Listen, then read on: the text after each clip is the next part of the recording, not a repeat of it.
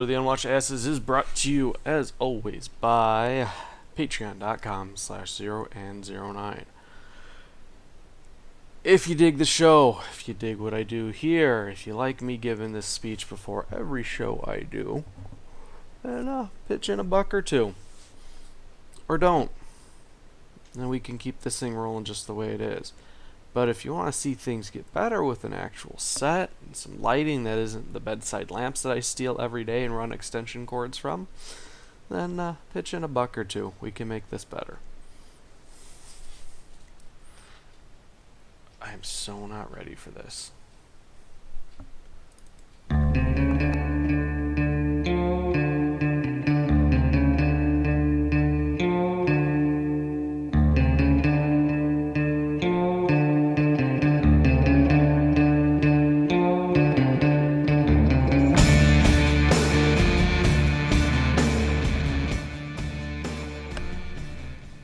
Oh boy. Been a couple weeks since we've had a live show. What are we gonna do? I don't know. I'm not used to talking for extended amounts of time and not yawning. I'm yawning a lot because I am a man, and man's natural cry is to scream, I am so tired. I'm so tired all the time. Last night I went to bed, wasn't even 9 o'clock. Got home and made some dinner, took a shower, made plans like, gonna pop on and play some Overwatch with Woody and Mezzy. And then like, fuck it, I don't feel like playing anything. I'm gonna go to bed because I'm an old man, and going to bed at 9 o'clock, if not before, is what you do. And I realize, as I made fun of several people for doing this, that I don't know. My sleep schedule's all fuckered up.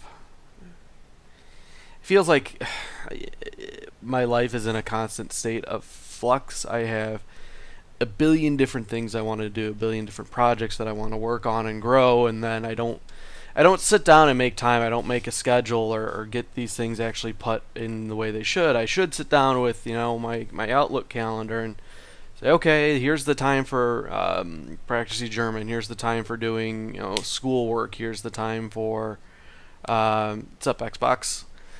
Here's the time for recording a show. Here's the time for working on a comic or writing or any of the other billion different things I want to do. But I don't.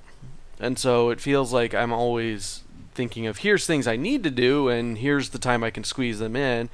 And I'm a lazy piece of shit if I don't. So I don't know. I need to schedule. I need an assistant, an unpaid intern, if you will, to be like, well, Christian, have you've got this coming up. Have you done? And for everybody watching, of course, I'm distracted by letting Injustice play itself in the background. If you're able to, we have a Black Canary event running where you get some epic gear for her. So go ahead, throw down, let the AI do its thing. My own AI Dinah is just beating all kinds of ass. It's a bit ridiculous. So yeah, I'm tired all the time. And what's new, working OT, working at least 50's a normal week for me.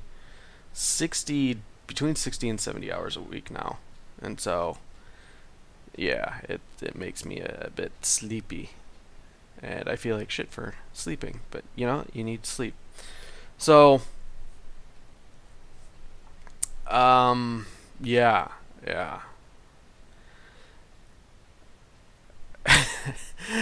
Like last week we did the whole recording while I'm driving home at Thursday night because I ended up working that day. It's weird because it's been a little while since I've had a Thursday to sit at home and actually work on projects, and now I'm looking at the state of affairs. It's like, why wasn't this done? Why isn't this ready? Or what the fuck? And it's aggravating, to say the least. So I'm distracted and perturbed. So we got a few different things we can talk about here. And I understand, like, I want to keep the show format the same as far as pick 3 topics, and we're going to dive in depth to them. But Yeah, my mind is all over the place, but I gotta stop it. No more excuses. Gotta get into it. So, Father's Day rolled around this past weekend. For folks that are fathers and or have fathers in their lives, that it's a good day. Now, Father's Day for me isn't something that typically gets celebrated because I have a toddler and the baby mama and I are not together, and so anybody that I am like currently seeing or mayhaps dating at the time is under no obligation to play the part of, well, I'm going to get you a present because it's Father's Day, you're a father. They had no hand in that procreation thing, and in some cases they want nothing to do with my son, so that relationship doesn't last long. In this instance, it was a day of, we're going to go. I took the day off of work specifically to spend the day with my son. Not to spread too many details, but Father's Day, I want to make it a thing of every year. I spend the day with my son, and we go do something fun. Not intending to rhyme there, but fuck it, let's roll with it. Because I believe traditions are important, and setting up regular things are critical, especially when you have a child as young as that. It's something that memories themselves are built on. When I think of time spent in my youth, especially with like my grandfather, it was things of we're gonna go to the local the fuck is it? It's not a. Is it a drive-in? The restaurant where you drive your car in and they have the girls on the roller skates come out and it's burgers and malts and all that. I want to say it's drive-in. I'm too lazy to Google. But we would always go to one. There was one there where we grew up, and it was like permanently staffed by 15 to 17-year-old girls, so it was great. And they have because they're still around. It's the Polka Dot Drive-In down in, what the fuck was the name of that town? Braidwood in Illinois.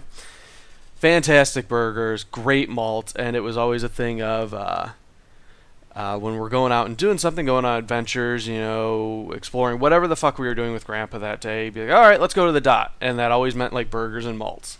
And that's where my affinity for malts came around, was like, oh, it's built up on this thing I did it as a child, and then plus the malt texture is just fucking phenomenal. I mean, hands down, it's gonna beat the pants off a shake any given day. I don't give a fuck. Like, you go anywhere, even like Dairy Queen, the malt itself is gonna be better than the shake. Now, that being said, I've noticed that I've developed an affinity for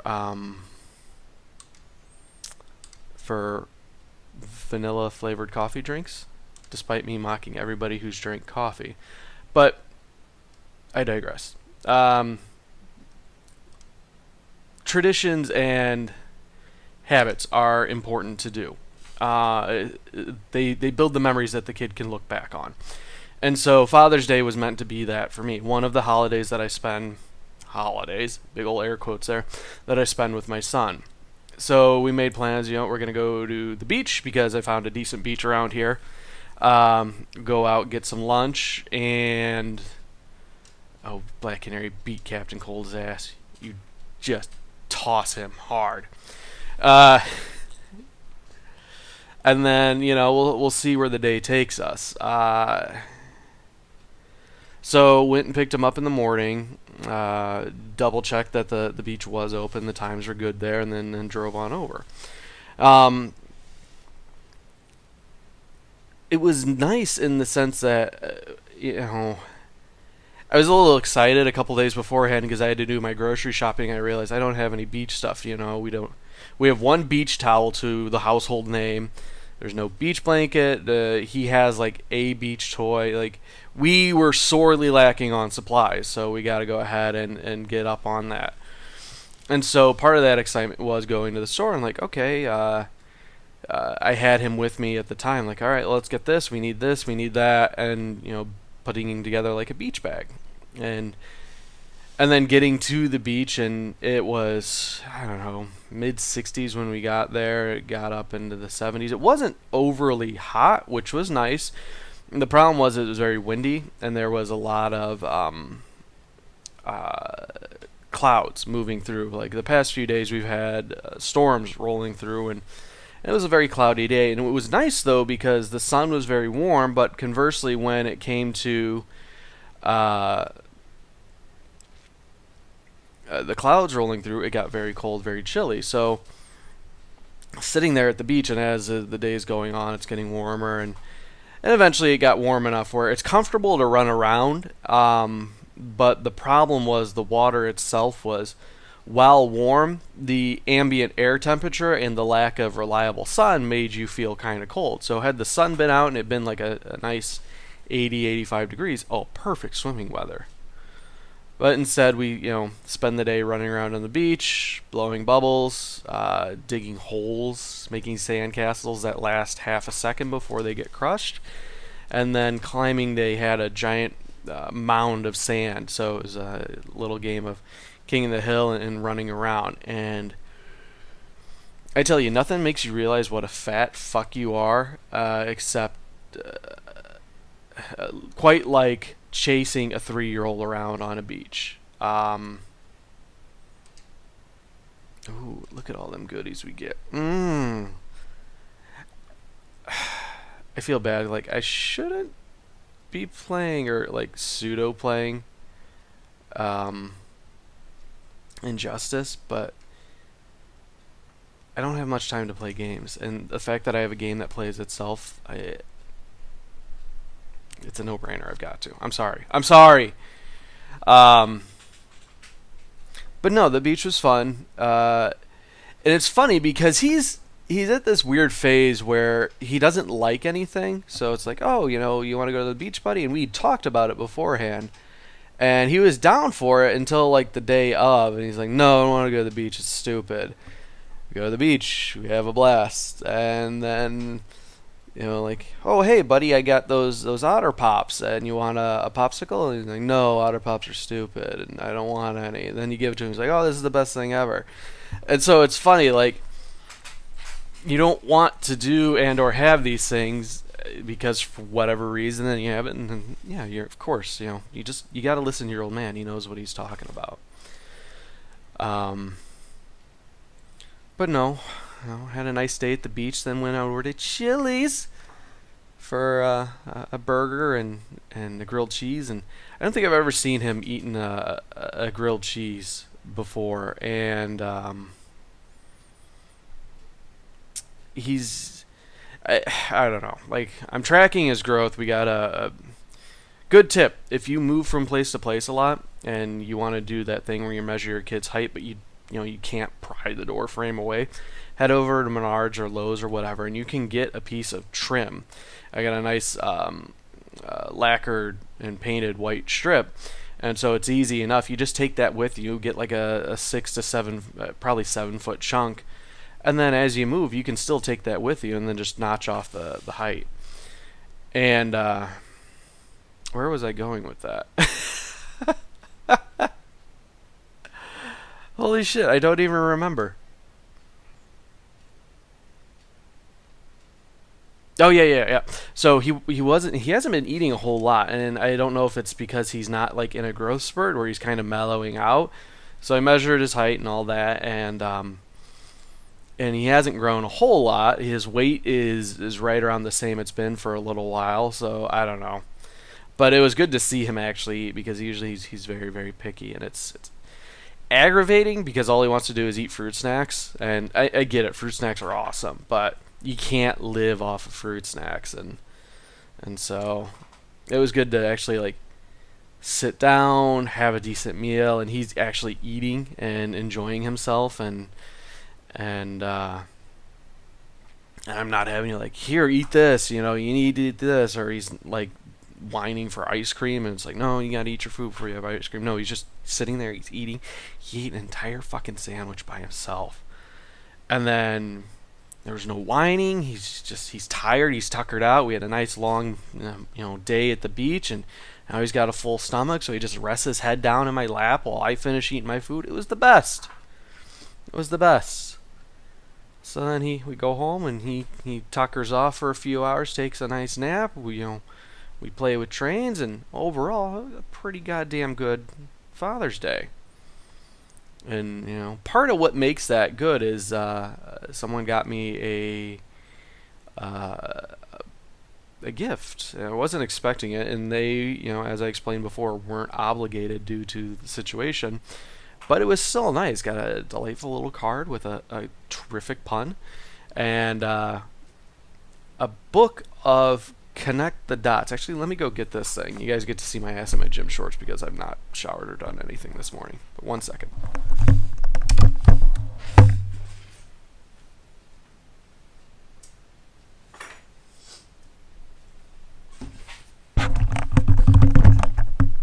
So this is terrible for the audio listeners, but I'm sorry.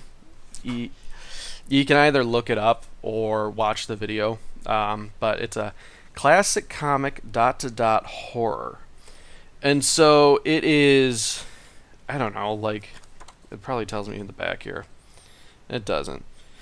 There's like a billion little Connect the Dot horror movie posters. And they're not like movies per se, but they're like comic book covers or, books. And it's great. Like, you look at, like, I'm still working on the first one here as I do my little show and tell moment.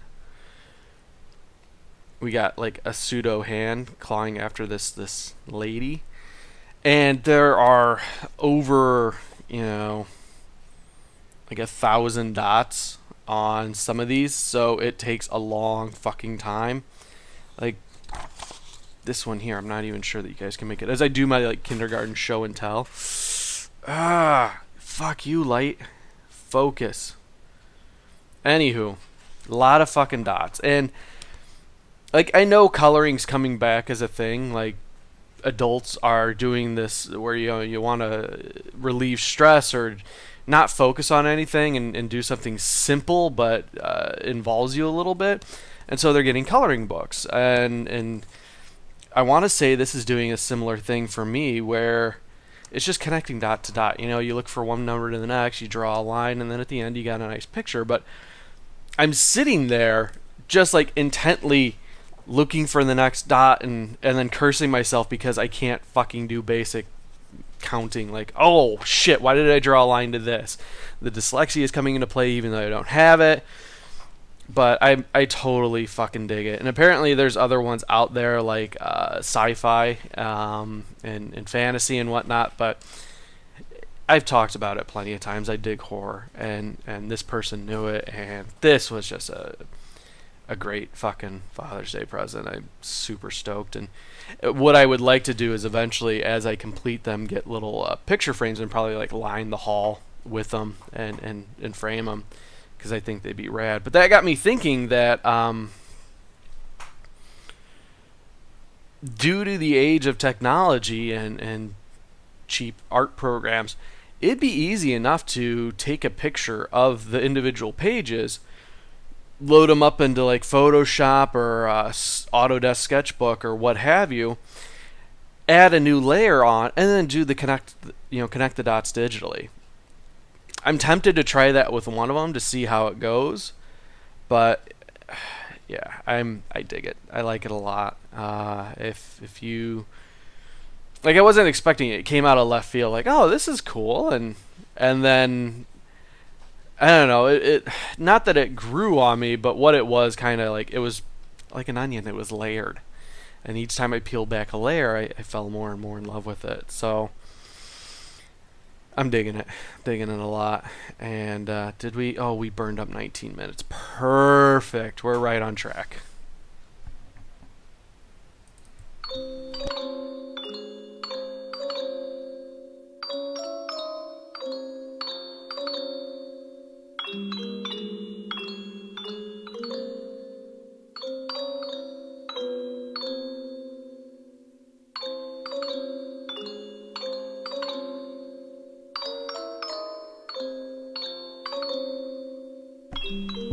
Okay.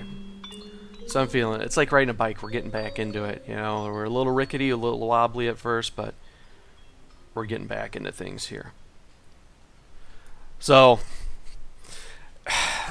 of the few things I wanted to talk about,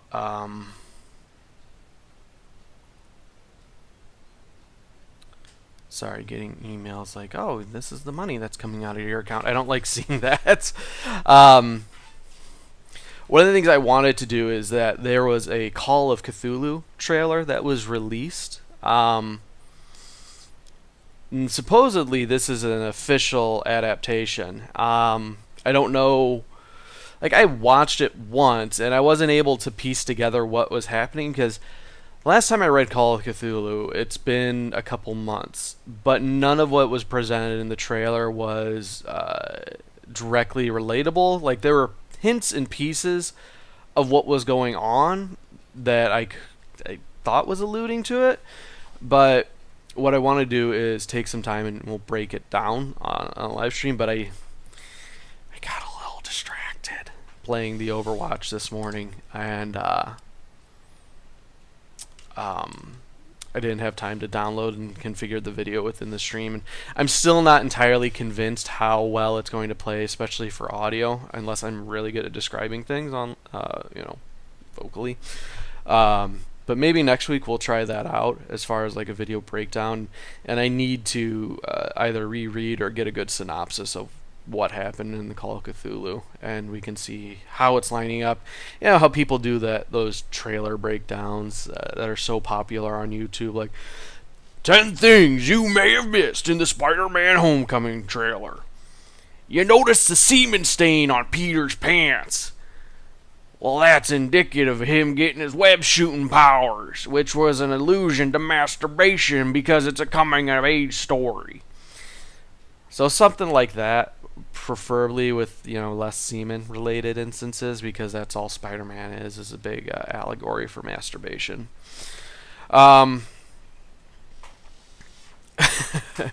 So, went and saw Cars 3 because this is going to be like a very dad-heavy episode, apparently. Wanted to go see Movie with the Son. Again, building traditions. Like, this is something I would do with my dad all the time. We'd go to the beach, we'd go out to eat, we'd play with little toy trains and cars. And he's liked the Cars series quite a bit. And the only one I've seen was the first Cars movie. Now, Cars 2, I heard, was just universally panned. It's a giant fucking shit show. I didn't see it. I saw the spin-off movie, Planes, which was surprisingly good. Dane Cook did a delightful job as the little plane, and there was some good story elements going on. And the first Cars was alright. I'm not a big fan of the whole redneck culture with the country music and the cowboy hats and all that's entailed. So, Mater and that whole, like, we're simple country folk living a simple country life out in the middle of the desert. We're off on the interstate on Route 66. Like, I grew up around Route 66. It ran through a town I lived in as a child for many, many years. And believe me, those people are totally into the fucking old Route 66 bullshit. Like, the gas stations everywhere, you're going to get all the tacky memorabilia. Let's not mention that the town that you're currently in is only 5,000 people. So yeah, we're totally like Radiator fucking Springs, where everything shuts down at 8 o'clock and it's just terrible. But I don't know, first Cars movie, it wasn't awful. I can't stand redneck culture. It's not. We need to legalize euthanasia in some instances. So, skipped Cars 2 and Cars 3. Like, let's take a step back and recap what happened in Cars 1, because this is the jump I'm making. It was from one movie to the third, and typically trilogies, it's back to back to back. And in Cars 3, it makes a jump. So, Cars 1, Lightning McQueen, cocky young upstart. He's the rookie. It's actually his first season. And he is the first race is actually for the final, the Piston Cup. And it's him, the guy from Team Dynaco, and then the fucking redneck extraordinaire, Chip, whatever the fuck his face is. He's got the big old mustache on the front of the car. And there's a 3-way tie, so then they're going to have a tiebreaker race, and it's across the country for whatever reason. Lightning pushes his semi-truck to keep driving instead of stopping and taking a break. As such, semi-truck dozes off, loses Lightning. Lightning goes into Radiator Springs, and he learns what it is to be humble and actually have friends, and learns he learns about himself and the type of person he should be, and then by the time the race comes, he's learned a lot about himself. I'm saying learned about himself a lot. He's grown as an individual and goes and wins the race, but decides instead of going after what he initially wanted was the Dynaco sponsorship and fame and fortune, he's going to stick with the team that he thought was holding him back, the mom and pop shop, and go back to Radiator Springs and live out with his friends and family. So he's brand new to racing. He's the young buck, and he's got his whole career ahead of him. Fast forward to Cars 3. Apparently, Lightning McQueen's been racing for 50 fucking years now. He's an old man, and we have the young new upstarts coming onto the scene, and they're going to. I'm sorry. Let me preface this by saying this is going to be a very spoiler-intensive segment. If you don't want to be spoiled on the happenings of Cars 3, go ahead and jump forward about 15-20 minutes and listen for the buffer music. That's when you'll be clear. But I'm not going to hold anything back, so fair warning.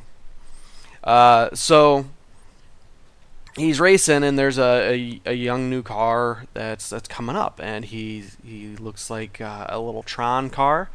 He's super fast. He sounds like an electric. There might be some allusions to Tesla there, but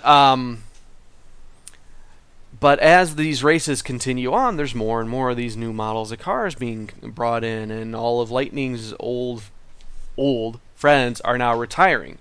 So immediately I'm hit with this thing of like, how fucking far in the future are we? What did I miss in Cars 2? What happened that we're now suddenly, 50 years into the fucking future, and Lightning, who doesn't look any different physically, now is slowing down. He can't race as fast as he could, which threw me because, like, a car should always be able to run as fast as it's physically capable because it's a machine, but that's not the case in the Cars universe, where as they're getting older, they're not able to go as fast, whereas the young ones, they're able to go faster. And then we have the fact that they're a different model of car. It's all about the numbers, and the numbers don't lie because the cars are more aerodynamic and they have better intake and blah, blah, blah, blah, blah. Just like new models of cars are in real life. They're more efficient. They're better at doing it what they should. So old Lightning Fuckstick is eventually like the last of the legacy cars that's still racing. And so what happens is a story, what I think is going to be kind of like Rocky, where in the later series, where he's trying to win that one last fight, and Adrian, and I gotta rise from above and have the strength inside myself to do the fight. And so Rusty's medicated bumper ointment gets sold off to another company, which is run by the new series bad guy, Nathan Fillion, which was a delightful surprise. And he's supposedly, a really... Ooh, that's a nice piece of gear. He's a big fan of Lightning McQueen, because that was the other thing. Like, every new character that gets introduced in this movie grew up watching Lightning McQueen. And that's what inspired them. And these are like full-blown fucking adult cars now. So again, it's weird to see, from my perspective, movie 1 to movie 3, where he's the young rookie upstart, and now he's the old man with all these other rookies that have looked up to him. So he buys out, Rusty's medicated bumper ointment and wants to race Lightning. but they're doing new training simulations and new training regimens, and the idea is that Lightning's an old car, so they got to get him back up to snuff and help him become a faster racer.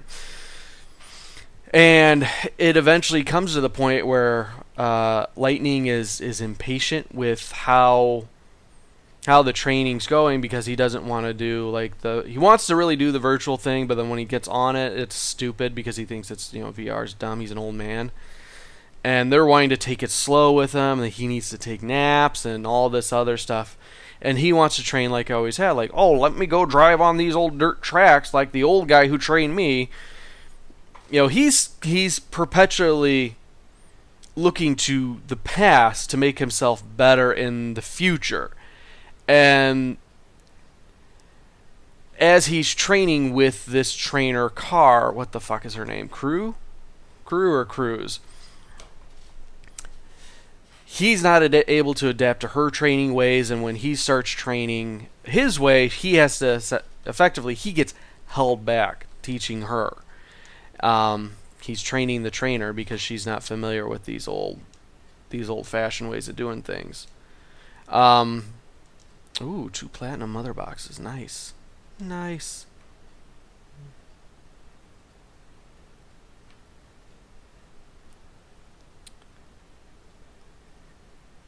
Okay.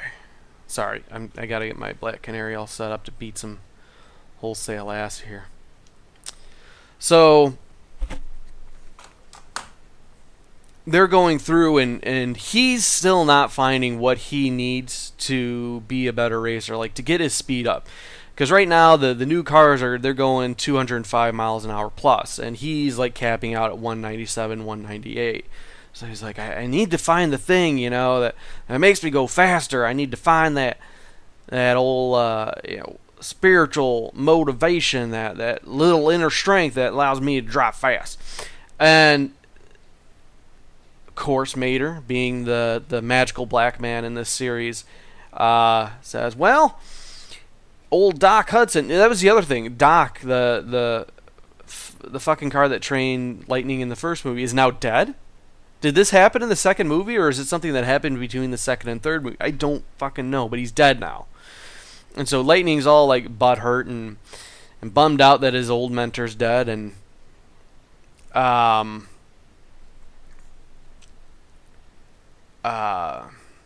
so Mater says, well, you don't have the man that trained you, but you have the man that trained him. And so they go on this big old adventure where they got to find these old cars, and they're specifically looking for this car named Smokey that trained Doc, that trained Lightning. And so they find Smokey, and they're helping train Lightning and Crew. Crew is essentially being the figurehead or the face of Lightning's rival to help motivate him during these mock races. And Lightning's still getting hit with the points where he's able to overcome, but only for a brief while. He still has this mental block. And we uncover that Crew never wanted to be a trainer. She wanted to be a race car, but she couldn't ever be a race car for reasons. And what I'm thinking is happening is the story is, Lightning's the old man. He's got to come out for one last victory, and that's what this is. It's a big old, one last win for the guy before he retires. And the story, it would have worked if it was just that, because it's kids' fodder. It doesn't have to be necessarily deep. But what happens is when they go to actually do the race, Lightning does the first half of it, and then he's like, no, fuck it, I'm going to quit. Go ahead, put Crew in there and let her finish the race because she's the race car. And what happens is this complete reversal where Lightning all of a sudden realizes that he doesn't necessarily have to race anymore. Now he's looking to be the mentor like Doc was to him.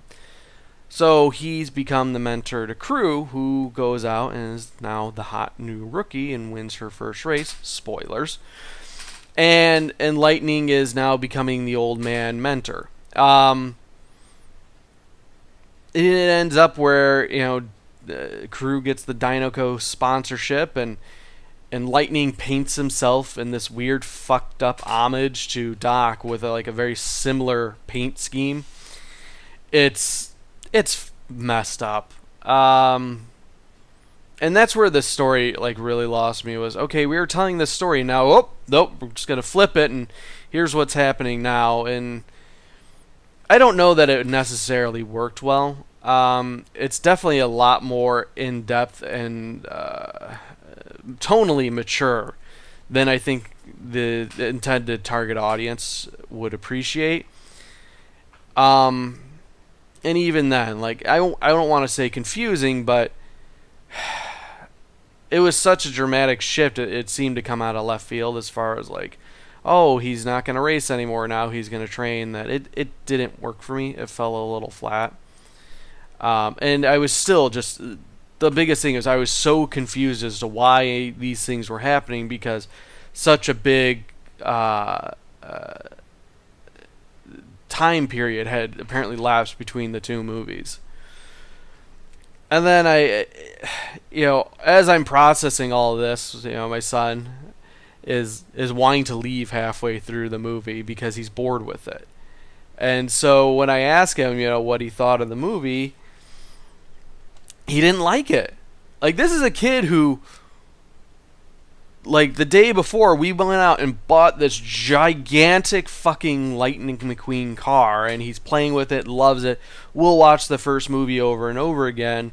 He's totally into cars. Not just, like, the Cars franchise, but cars in general. It's his dig. And so, of course, you'd think, he'd like Cars 3, but no. Cars 3 apparently just fucking sucked ass. So when I asked, what didn't you like about it? There wasn't enough racing, weren't enough crashes, and there was way too much talking. So a little 3-year-old boy, which I would think would be the target demographic for a Cars movie, hated it. Couldn't stand it. And of course I made him sit through it, and we're going to finish the movie. One, because I paid... I paid for it. We're going to sit there and we're going to watch this movie. And then also, it teaches him patience that, sit through some things you don't like, because it can't all be chocolate ice cream all the time. And so that I found that funny, like, for two wildly different reasons, it kind of panned. Now, I haven't looked up, reviews or what it says on Rotten Tomatoes or how the movie's been... Actually, you know what? Let's just do that. Let's pull it up here, and we're going to take a look together.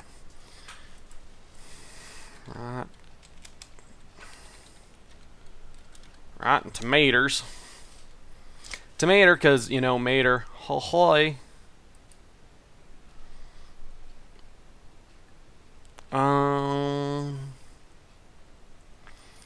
Cars 3 is sitting at a 66%. So I don't know if that's good. It's out of 100%.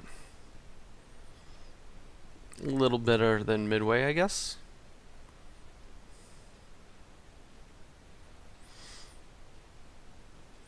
But yeah, it just, I don't know. It wasn't awful. Was not great by any stretch of the imagination. It just kind of was. And the fact that my son didn't like it, then again, the stuff he watches on YouTube sometimes is just fucking terrible. It actually might be a good segment. We're going to sit on that.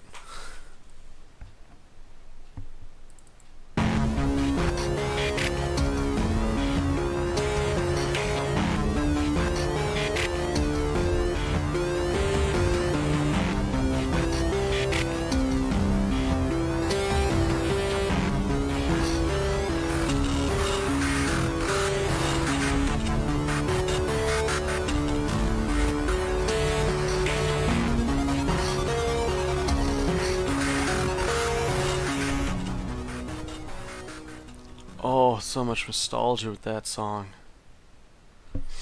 Love it. Love it, love it, love it. So we're kind of checking off these topics one by one, and we're gonna get through them. Last thing I guess that we're gonna touch on, and I've been doing I guess market research as far as what you guys want to hear, what intrigues you, and apparently the answer to that is some batshit off the wall rambling. So I've got you covered. Let me paint the picture. High fantasy, Dungeons and Dragons setting. You got, your warriors, your rangers, and your bards and all that. Your party wanders into a town. It's late at night. You've been on the road for a long time. You're looking for the nearest inn. You stumble on into the inn, probably called the Stumble Inn. And inside there's a bartender. There's a nice warm hearth, roaring fire in the corner. Couple of shadowy figures hunched over their drinks. They got their hoods drawn and they're sitting there. And there's an adventure afoot. You know that by coming into this town in this particular inn, there's going to be something that you can do. And there's like a kidnapped child or an old ghost that you got to beat, or who knows. There's going to be an adventure. And at some point, your warrior's going to need health badly. And your wizard, he's out of mana. But in the darkest corner of that quiet, almost serene bar, you see a thin, gaunt man. A long, wispy beard. His bald head covered in intricate, arcane tattoos. His long, withered fingers with knobby knuckles clutch a chalice filled with some mystical, frothing liquid, almost like dry ice had been set on the top of his drink.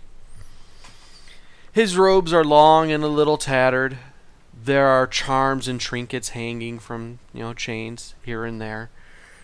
His eyes are sunken, almost like you're staring into the skull of an ancient skeleton.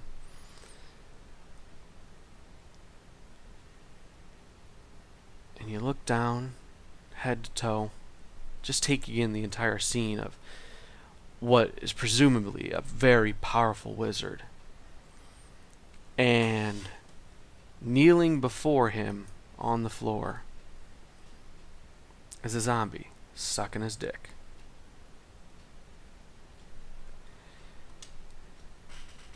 Because you see, this particular necromancer, he's not very good at what he does.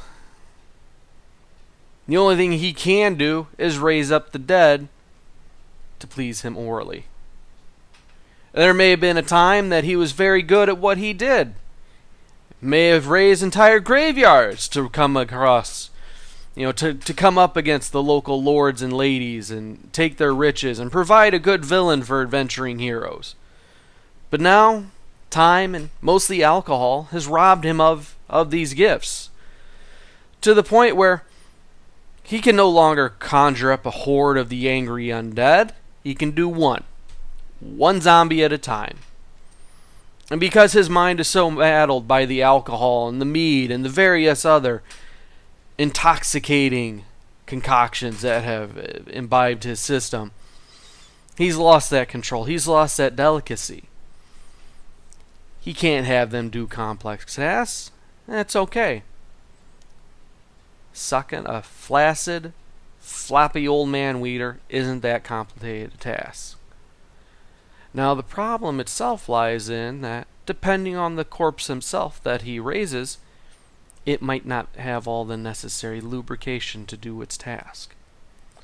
So, as your party sits there in horror, you see the old wizened necromancer take said chalice, just gently slide it over to the edge of the bar where he sits, and tip it just ever so gently, so a little splash of the liquid lands right in his lap and gives that that old, ancient, decrepit zombie all the lube it needs to keep on doing what it's doing.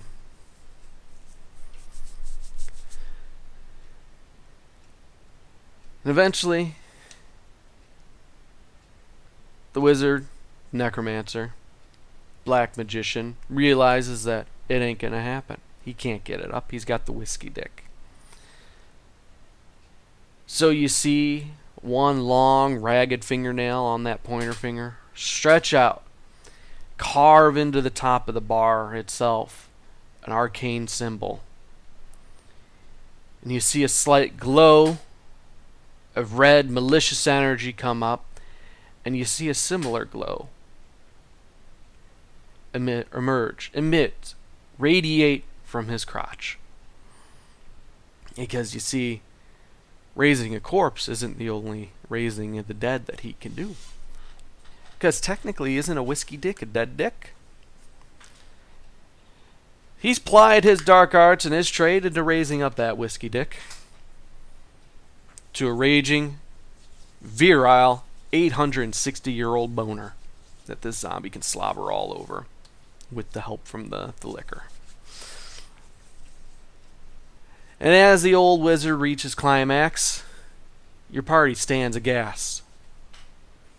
You can tell this is a usual scene because no one else is making a fuss of it. In fact, many of the other patrons, you didn't realize up until this point, were sitting facing away from the old necromancer, as if they knew this very event was going to take place.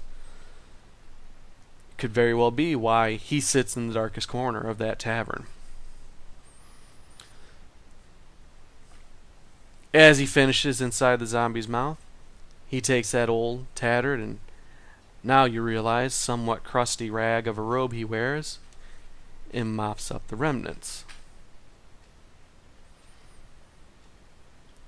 And rather than pat the zombie gently on the head,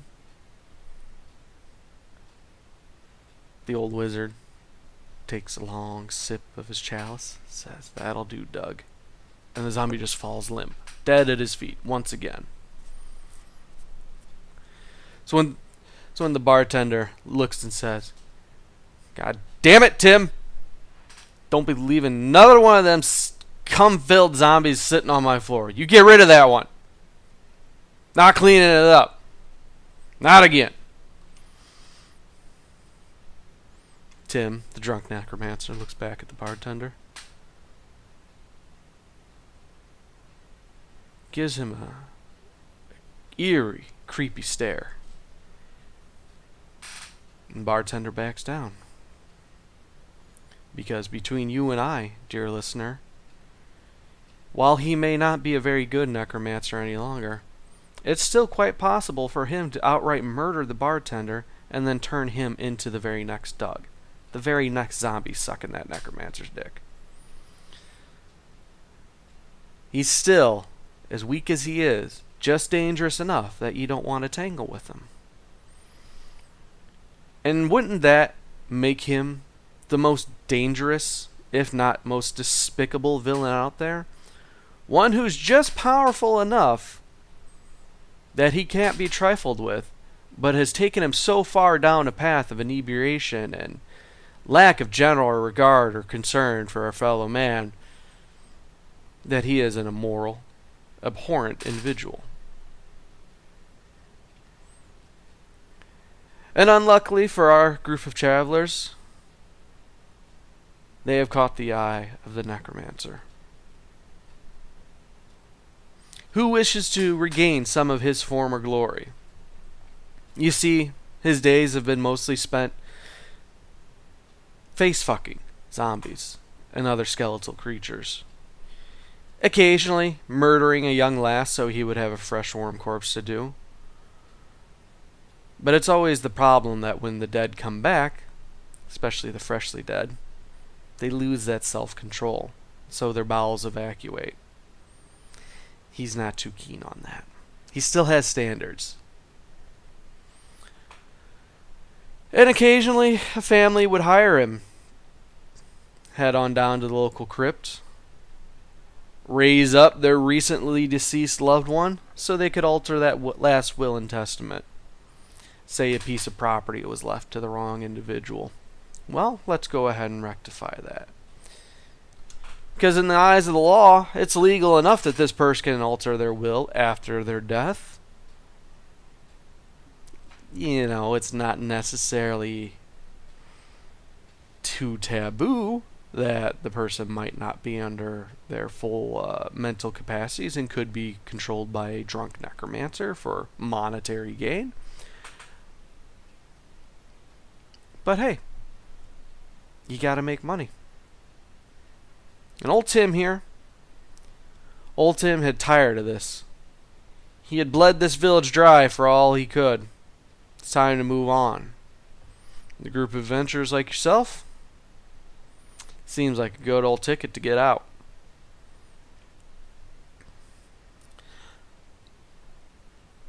One clawed, hobbled finger waves the party on over. Your bard looks at you, wondering, are we really going to do this? The warrior screams out, I need health badly. Your own wizard is out of mana. You have no choice but to listen to Tim.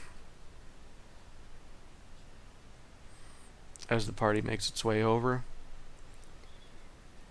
you notice that the bard suddenly looks deathly pale. His features have become gaunt, his skin sallow, and almost like paraffin, when he suddenly drops dead. Boom! Dead. No more. No training, no defense could have prepared the bard. And as you look over, you see the eyes of the drunkard necromancer glow vermilion, almost scarlet. Depends on what season, what style's in. The bard slowly rises back to his feet unsteadily, shambles on over to the necromancer. Hello, Doug. The necromancer cackles. Why don't you and your friends have a seat over here?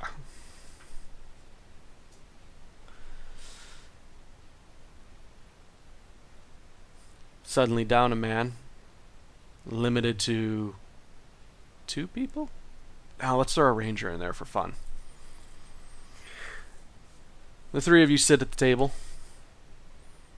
You look at Tim the necromancer and what was once your friend, who is now Doug the zombie. Tim cackles, lets out a cough that smells like the rancid fart of a long dead ancient god.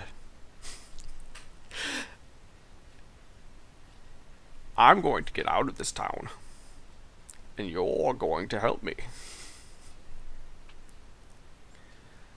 And what follows are a series of events and adventures,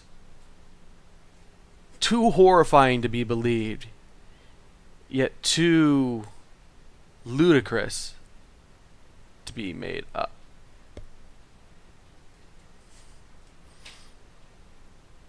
So I want to write a series of, not necessarily a series, but maybe we'll start with one.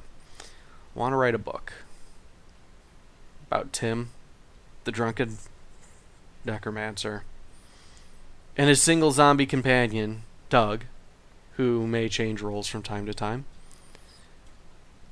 on a grand adventure, full of love, heartache, comedy, tragedy.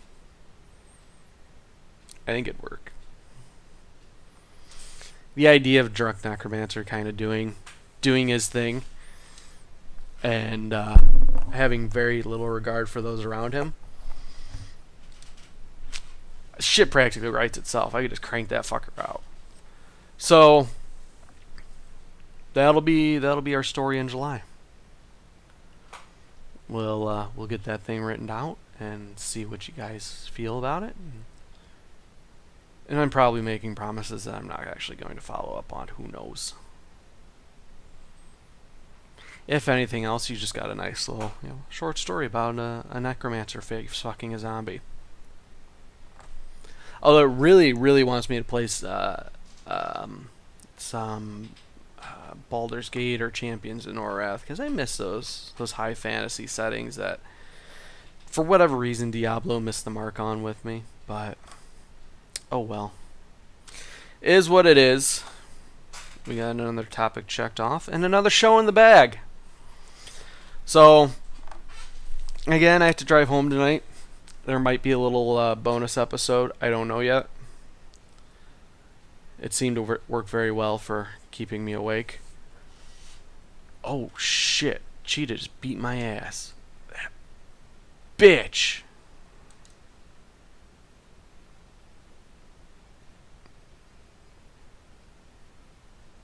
Oh wait, no. I was Cheetah? Confusing. So, we'll see you guys next Thursday, hopefully at the same time. If not, I'll get an episode. Of course, you can always subscribe and download the show at whatever your fancy is. I'm going to work today about getting it on Spotify. Otherwise, of course, iTunes, Google Play Music, Pocket Casts, a few others that I can't think of off the top of my head. And if you want to write the show, theunwashedasses@gmail.com, or of course you can follow us on Twitter and post stuff there at unwashed_asses. Let me know what you think about Tim the Necromancer, or if you saw Cars 3, if you agree or disagree, and we'll read those on the show next week. Otherwise, I'll see you later. Where is it? Where is it? Where is it? Oh God, no!